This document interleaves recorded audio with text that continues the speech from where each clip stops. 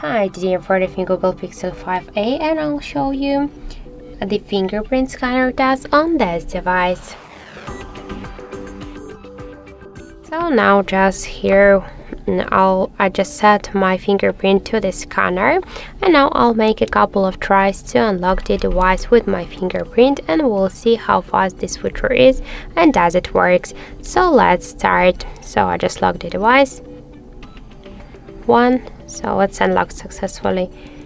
2, 3, 4, 5. As we can see, the fingerprint scanner works here fast and correct. We just unlock the device less than in 1 second. This is the good result for the face unlock. I just suggest you to try this unlock method, but don't forget that the fingerprint scanner unlock method. I just suggest you to try this unlock method, but don't forget that the passcodes or pin code unlock methods, they're just more secure than the pin codes and passcodes. So that's it. Thank you for watching, and if you find this video helpful, don't forget to leave a like, comment and to subscribe our channel.